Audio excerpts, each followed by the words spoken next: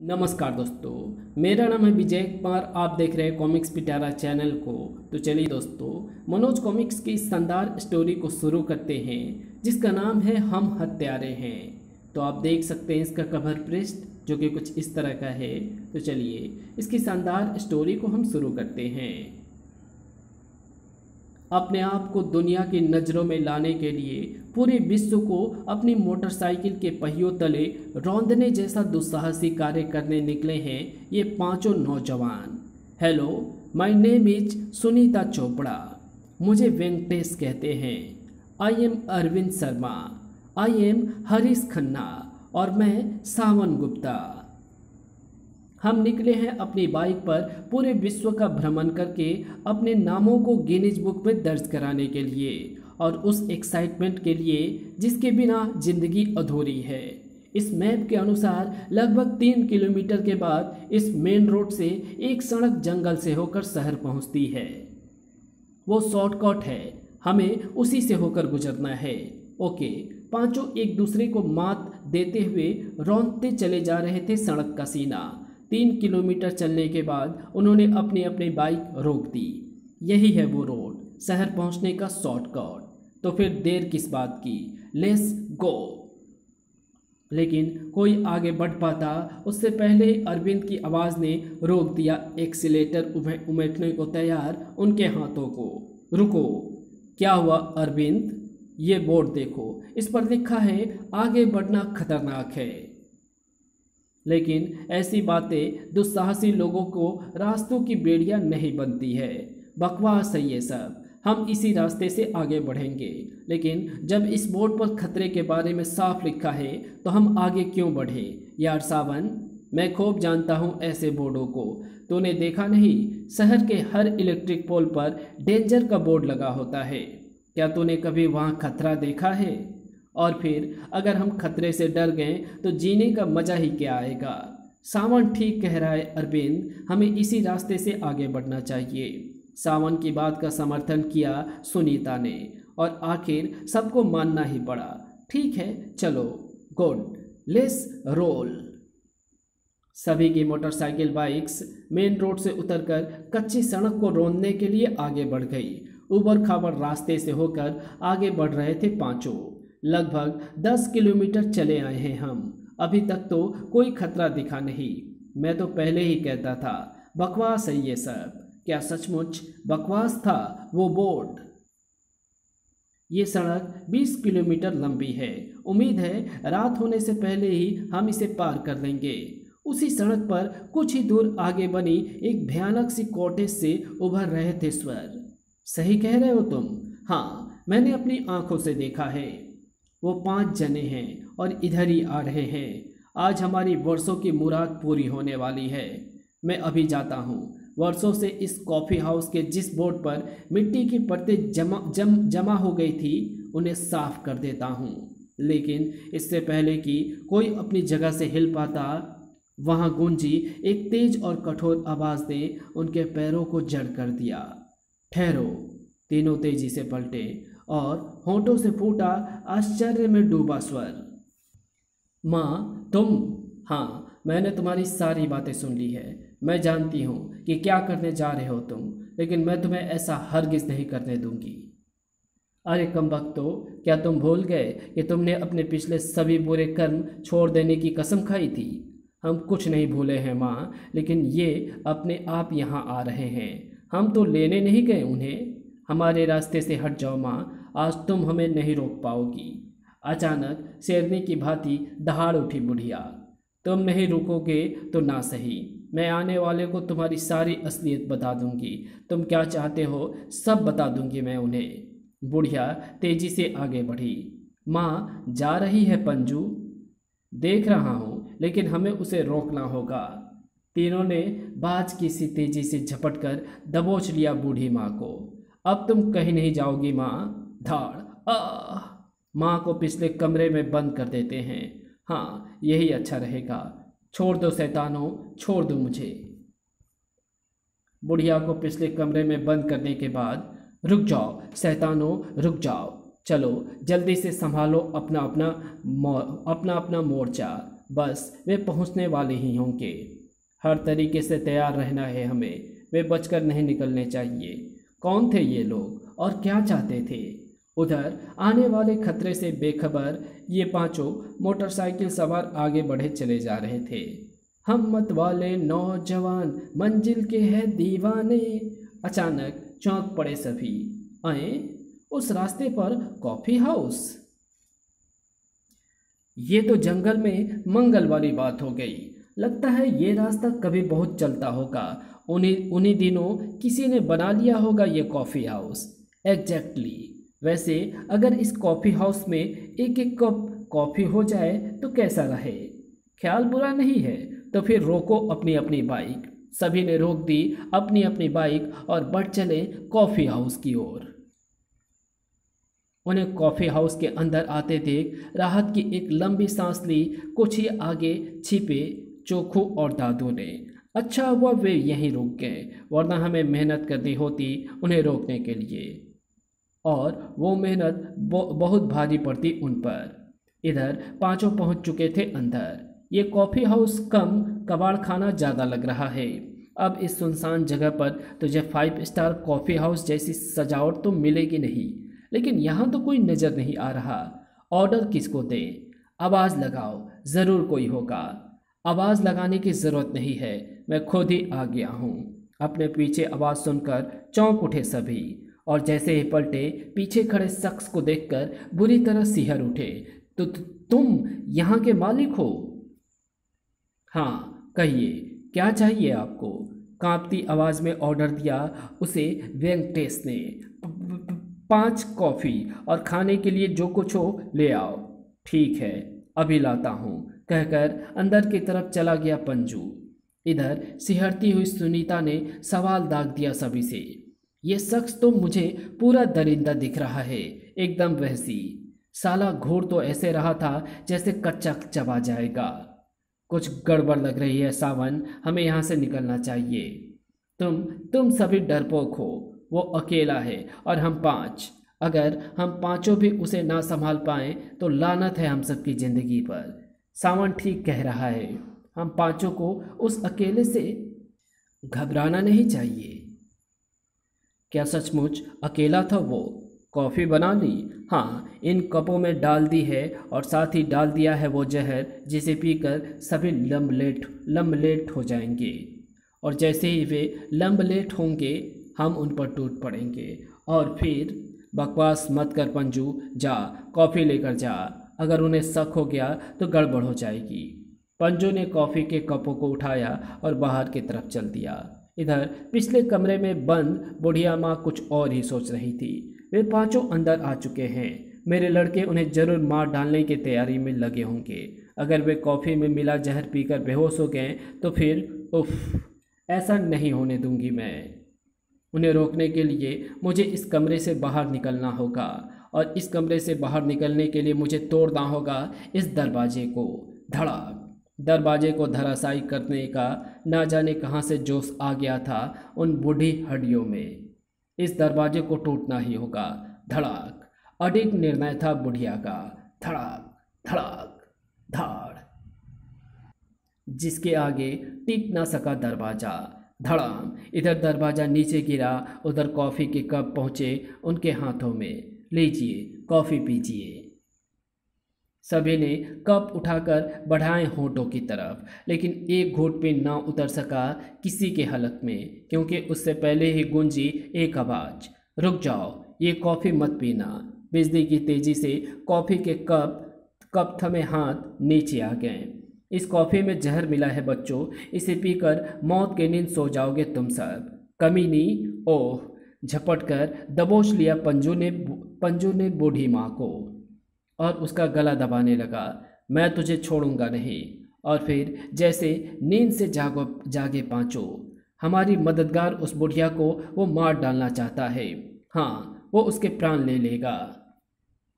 झपटकर हरीश, वेंकटेश और सावन ने दूर खींच लिया पंजू को। पीछे हट साले। आई। तड़प कर छूट जाना चाहा पंजू ने। छोड़ दो मुझे कुत्तों। अरविंद ने जड़ दिया उसकी नाक पर एक जोरदार घूंसा। धड़ाक। आह। कर्रा कर दूर जा गिरा वो शैतान। तभी बुढ़िया चीखी, भाग जाओ, अगर अपनी जान बचाना चाहते हो तो भाग जाओ यहाँ से, वरना मार कर खा जाएंगे तुम्हें ये आदमखोर। आदमखोर। अगले पल सुनीता ने दरवाजे की तरफ दौड़ लगा दी। भागो। बाकी चारों भी उसके पीछे पूरी स्पीड से भागे, लेकिन जल्दी ब्रेक लग गए उनके पैरों को। पंजू से तो बच गए, लेकिन दादू और चोखू से कैसे बचोगे? ओह उफ। बहुत तेज निकला वार करने के मामले में चोखू। चोखू के हाथ से ऐसे ही मरोगे तुम सब। खच। हरीश के कंधे में बेबस होता चला गया उसका भाला। किसी परकट्टे पक्षी की भांति नीचे आ गिरा हरीश। हरीश नहीं, हरीश नहीं। चारों का ध्यान और दिमाग अभी हरीश की तरफ ही लगा था कि चोखू ने फेंक दिया दूसरा भाला, लेकिन इस बार भाला किसी तक ना पहुंच सका, क्योंकि गजब की तेजी से लहराकर सावन ने हवा में ही लपक लिया था उसे। उस भाले ने तो सिर्फ घायल किया था, लेकिन ये सिर्फ मौत देगा। तेरा ये भाला हमारी नहीं, तुम्हारी मौत का पैगाम लेकर आया है। खच। आई। भाले ने घायल कर डाला था चोखू को। उधर दादू से आ टकराई सुनीता की किक। तेरे से तो मेरी ये लात भी नहीं झेल पाएगी कमीनी है। दादू दूर जा गिरा सुनीता के इस वार से, और इसके साथ ही सभी भाग खड़े हुए बाहर खड़ी मोटरसाइकिल की तरफ। नहीं वेंकटेश, मुझे छोड़ दे, चला नहीं जा रहा है मुझसे। थोड़ी हिम्मत कर हरीश, शाबाश। सुनीता, अरविंद और सावन जा सवार हुए अपनी अपनी मोटरसाइकिल पर। हरीश, वेंकटेश, जल्दी। इधर संभल कर उनकी तरफ भागे आ रहे थे तीनों आदमखोर। बचकर नहीं जा सकते तुम हमारे हाथों से। तुम्हारे गर्म गर्म गोश्त को जब तक अपने नाखूनों से उधेड़ नहीं दूंगा चैन नहीं आएगा मुझे। बहुत सालों से मांस नहीं खाया है मैंने, जंग लग गया है मेरे दांतों को। तीनों नरभक्षियों ने दबोच लिया वेंकटेश और हरीश को। बचाओ। उन्होंने हरीश और वेंकटेश को बुरी तरह जकड़ दिया है। उन्हें बचाना होगा, वरना वे जालिम उनकी जान ले लेंगे। मैं बचाऊंगी उन्हें। किक मारते ही धड़धड़ा उठी सुनीता की मोटरसाइकिल, और गियर डालते ही बन गई तोप से छूटा गोला। वुड़ुम। 1 सेकेंड के 100वें हिस्से से पहले ही भड़ाक से जा टकराई मोटरसाइकिल उन शैतानों से। भड़ाक। आई। हरीश और वेंकटेश आज़ाद हो गए थे उनकी पकड़ से। हरीश को मेरी बाइक पर बिठाओ। वेंकटेश, जल्दी। चालक घायल हरीश को सावन की बाइक पर बैठाकर अपनी मोटरसाइकिल की तरफ भाग उठा वेंकटेश। अब इन शैतानों को खत्म करने में मैं भी तुम्हारा साथ दूंगा। तुरंत ही स्टार्ट हुई वेंकटेश की मोटरसाइकिल। धर्र। इधर जैसे पागल हुई थी सुनीता। तुम्हें हमारे साथी की खून के एक एक कतरे का हिसाब देना होगा। सुनीता की मोटरसाइकिल एक बार फिर उन तीनों शैतानों की तरफ बढ़ रही थी। एक्सीलेटर को पूरा उमेड़ डाला था सुनीता ने, लेकिन उसकी मोटरसाइकिल एक झटके में हवा में रुक गई।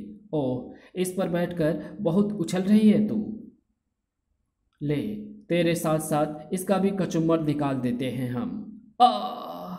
पंजों के हाथ के झटके से तिनके की भांति हवा में लहरा उठी सुनीता, और उसकी मोटरसाइकिल नीचे गिरते ही उसके मुख से चीख उबल पड़ी। आई। और सुनीता को दोबारा चीखने पर मजबूर कर दिया दादू के वार ने। अब तेरा नर्म नर्म गोश्त तेरे शरीर का साथ छोड़ेगा। आई। लोहे की सलाखों की भांति सुनीता की बाजू में घुसते चले गए थे जालिम दादू के नाखून, और जब उसका हाथ एक झटके से बाहर आया तो उसकी मुट्ठी में दबा था सुनीता के कंधे का मांस। खून से नहाता चला गया था सुनीता का कंधा। गोश्त, नर्म नर्म गोश्त। इधर चोखू भारी पड़ रहा था अरविंद पर। धड़ाक। फिर अपने भयानक पंजे में जकड़ दिया उस कमबख्त ने अरविंद को। तो ये तो बिना नमक मिर्च लगाए खाने में मजा आएगा। सावन, वेंकटेश, मुझे इस दरिंदे से बचाओ। वेंकटेश और सावन, उफ, कैसे बचाया जाए इनसे अपने साथियों को और खुद को। उफ, लगता है ये हम सबको मार कर खा जाएंगे। अचानक सावन की आंखें चमक उठी। पेट्रोल, हाँ अब पेट्रोल ही बचा सकता है हमें इन शैतानों से। तुरंत अपनी मोटरसाइकिल रोक ली उसने और पीछे बंधी पेट्रोल के गैलन को खोलते हुए चीख पड़ा, पेट्रोल की गैलन खाली है वेंकटेश। वेंकटेश, पेट्रोल की गैलन खोल वेंकटेश। वेंकटेश ने फौरन उसके निर्देशों पर अमल किया। फिर एक के बाद एक दोनों ने पेट्रोल की गैलन उन शैतानों की तरफ उछाल दी। छपाक छपाक उनके शरीर से टकराकर फट पड़ी गैलन और नहाते चले गए तीनों शैतान पेट्रोल से। लेकिन क्या होता है पेट्रोल से नहाने से जब तक ना हो आग। अब इन्हें ख़त्म करने के लिए आग चाहिए हमें, लेकिन आग कहाँ से आएगी यहाँ? आग मैं लाई हूँ। चौंक पड़े सभी इस स्वर को सुनकर। अम्मा, मम्मी। ओह, ये बुढ़िया तो इनकी माँ है और यही इन्हें मारने के लिए आग लेकर आई है। लेकिन क्यों? क्योंकि मैं नहीं चाहती कि मैं उन बेटों की माँ कहलाऊं जो इंसान नहीं, शैतान है, आदमखोर शैतान। ये लो, जला दो इन आदमखोर शैतानों की चिता। जलती हुई मसालों को वेंकटेश और सावन की तरफ उछाल दिया बुढ़िया माँ ने, जिन्हें दोनों ने हवा में ही लपक लिया। फिर जिंदा चिता ही तो जला डाली थी उन्होंने इन शैतानों की। आई ले, तू भी मर। धू धू करके जल रहे थे शैतानों के शरीर। बचाओ। बहुत देर तक गूंजता रहा वातावरण शैतानों की दर्द भरी चीखों से। फिर छा गया सन्नाटा, जिसे तोड़ा बुढ़िया की सिसकियों ने। सुबुक सुबुक। हमें बचाने के लिए आपने अपने बच्चों को मार डाला। क्यों किया आपने ऐसा? इसके पीछे जरूर कोई दुख भरी कहानी है। क्या आप हमें नहीं बताएंगे अपने उस कहानी को? वे तीनों मेरे बेटे जरूर थे, लेकिन पूरे शैतान थे। अपने बाप तक को मार कर खा गए थे वे। उफ, अपने बाप का ही मांस खा गए थे वे। लेकिन कैसे शुरू किया इन्होंने इंसानी मांस खाना? ये उन दिनों की बात है जब ये रास्ता आम हुआ करता था। चूँकि ये रास्ता शहर पहुंचने का शॉर्टकट रास्ता था, इसलिए इस पर हर समय चहल पहल लगी रहती थी। उसी चहल पहल से प्रभावित होकर मेरे पति ने यहाँ ये कॉफ़ी हाउस खोल दिया था। कॉफ़ी के साथ साथ हम यहाँ आने वाले को खाने पीने का सामान भी मुहैया कराते थे। मैं भी अपने पति के साथ पूरी लगन से लगी हुई थी इस काम में। बहुत ही अच्छे ढंग से चल रहा था हमारा धंधा। हमारे यहाँ अगर कोई चीज़ सबसे ज़्यादा बिकती थी तो वो था मांसाहारी भोजन। मांसाहारी भोजन बनाने के लिए मांस शहर से ही लाया जाता था और ये काम करने में मेरे पति को बहुत ही ज़्यादा असुविधा होती थी। इसलिए एक दिन जब वो वापस लौटा तो वो अपने साथ लाया था एक लाश। ये लाश कहाँ से उठा लाए तुम? पास के ही नदी से। न जाने कितनी लाशें उस नदी में बहा देते हैं लोग, लेकिन हमें इससे क्या मतलब? बेवकूफ़ है तू। अरे जानती नहीं अपने यहाँ मांसाहारी भोजन की कितनी खपत है, कितना परेशान होना पड़ता है मुझे शहर से मांस लाने के लिए। क्या तू इतना भी नहीं समझ सकती कि इन लाशों से हमें मांस लाने की समस्या से छुटकारा मिल जाएगा? दहशत बैठती चली गई मेरे दिल में अपने पति की बात सुनकर। यानी तुम ये कहना चाहते हो कि अब अपने यहाँ इंसानी मांस पकाया करेंगे हम? हाँ, यही कहना चाहता हूँ मैं। उफ, कितने शैतानी है तुम्हारे विचार। एक इंसान को इंसान का मांस खिलाना चाहते हो? इंसान नहीं, दरिंदे हो तुम। मेरा ये तिरस्कार बहुत भारी पड़ा मुझ पर। बकवास मत कर साली। अगर इस बारे में किसी के सामने मुंह खोला तो जुबान काट कर फेंक दूंगा तेरी। चटाक। आई। अब अपने बाप के साथ वे तीनों बच्चे भी नदी से इंसानी लाशों को उठाकर लाते। फिर मैं विरोध ना कर सकी। वही हुआ जो मेरे पति ने चाहा। इंसानों को इंसानों का मांस खिलाने का काम जोरों से चल पड़ा। लोगों को नए तरीके के मांस का स्वाद मुंह लग गया। दौलत का ढेर लगने लगा हमारे पास। अपने इस दरिंदगी वाले काम में मेरे पति ने मेरे तीनों बच्चों को भी लगा दिया था और उन्हें बेहद दरिंदगीपूर्ण रूप से काट कर लोगों में परस दिए। और फिर एक दिन वही हुआ जिसका मुझे डर था। मेरे पति के साथ साथ मेरे मासूम बच्चे भी बनते चले गए आदमखोर शैतान। आहा, इंसान का दिल कितना स्वादिष्ट होता है बापू।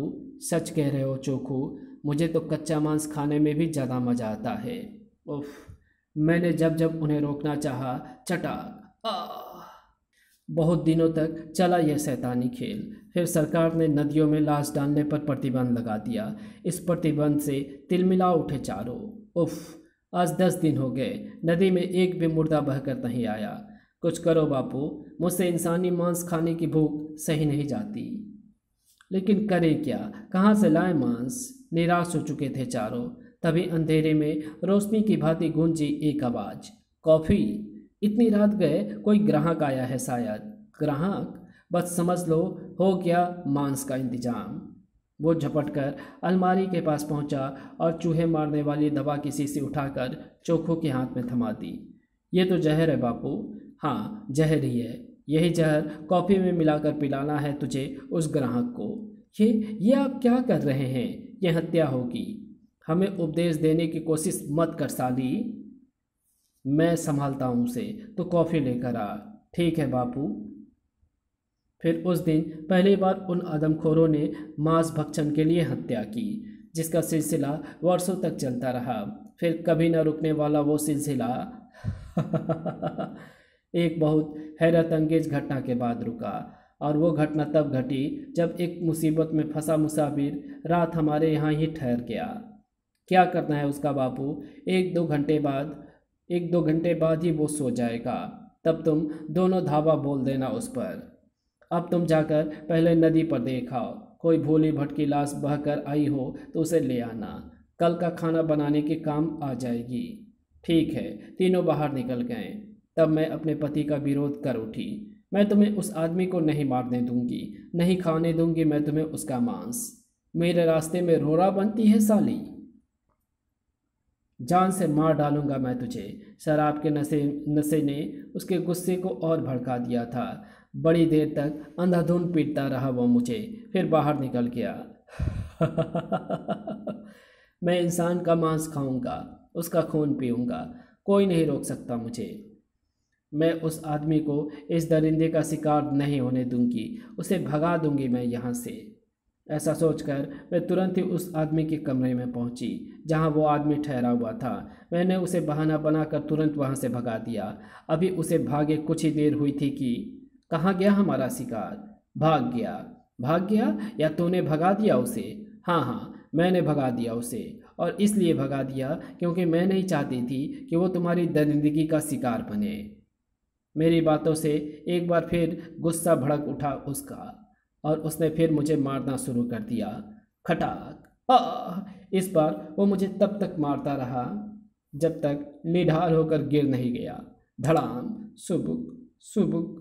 मैं रोते सुबकते कमरे से बाहर आ गई और अपने कमरे में आकर सो गई। आधी रात को कुछ शैतानी ठहाके सुनकर अचानक नींद उचट गई मेरी। वाह, क्या स्वादिष्ट मांस है! वाह, ये आवाज़ें तो दादू, चोखू और पंजू की है, लेकिन उन्हें खाने के लिए शिकार कहाँ से मिला? देखती हूँ। ठहाके उसी कमरे से आ रहे थे जिसमें कुछ देर पहले वो यात्री ठहरा हुआ था।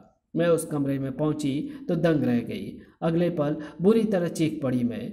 ये तुमने क्या किया शैतानों? किसे मार डाला तुमने? उसी मुसाफिर को जिसे हमने इस कमरे में ठहराया था। मुसाफिर को? लेकिन उसे तो मैंने भगा दिया था, और इस कमरे में तो तुम्हारे बापू थे। ओह हे भगवान, ये क्या किया तुमने? अपने बाप को ही मार कर खा रहे हो तुम। चौंक गए तीनों शैतान मेरी बात सुनकर, और जब उन्हें असलियत का पता चला, बापू! अच्छा ही हुआ, यही होना चाहिए था इस आदमी के साथ जिसने तुम जैसे अच्छे खासे शैतान को है जिसने तुम जैसे अच्छे खासे इंसानों को शैतान बना दिया। तुम्हारा बाप तो तुम्हें छोड़कर चला गया, मैं भी आज तुम्हें छोड़कर जा रही हूँ। हो सकता है एक दिन तुम मुझसे भी अपने पेट की आग शांत करने के लिए मार कर खा जाओ। तीनों शैतान तो अवश्य थे, किंतु उनके सीने में कहीं कहीं कोई इंसान भी छिपा बैठा था। तभी तीनों लिपट गए मुझसे। नहीं मम्मी, तुम हमें छोड़कर कहीं नहीं जाओगी। हाँ माँ, तू जहाँ भी जाएगी हम तीनों तेरे साथ चलेंगे। वे तीनों शैतान मासूम बन गए थे। उन्हें सुधरने का ये सुनहरा अवसर मिला था मुझे। अगर मैं इन्हें किसी ऐसी जगह लेकर चली जाऊं जहाँ इन्हें कोई इंसान नज़र ना आए तो ये तीनों सुधर सकते हैं। ऐसा सोचकर मैं एक घने जंगल में पहुंच गई जहां इंसान की परछाई भी नहीं पहुंच सकती थी। सचमुच चमत्कार हुआ, वे तीनों शैतान फिर से इंसान बन गए थे। कई वर्षों तक जंगल में रहने के बाद मैंने सुना कि सरकार ने इस रास्ते को सदा के लिए बंद कर दिया है, तो मैं इन्हें लेकर फिर यहाँ आ गई। मैं समझती थी कि तीनों सुधर गए हैं, लेकिन वास्तव में ऐसा नहीं था। उनमें वो बदलाव सिर्फ इसलिए आया था क्योंकि वे वर्षों तक इंसानों से दूर रहे थे। वर्षों बाद जब उन्होंने तुम्हारे रूप में इंसान देखे तो उनके भीतर का सोया हुआ शैतान पुनः जाग उठा। इंसानी मांस की भूख और खून की प्यास फिर जाग उठी उनमें। उनका शैतानी रूप देखकर मैंने एक ही निर्णय लिया था कि मेरा वो निर्णय था इन तीनों की मौत। ओह, आपने जो किया वो दुनिया की कोई मां नहीं कर सकती। अपने तीन तीन बेटों को कोई माँ इस तरह मौत के मुंह में नहीं धकेल सकती। महान हैं आप।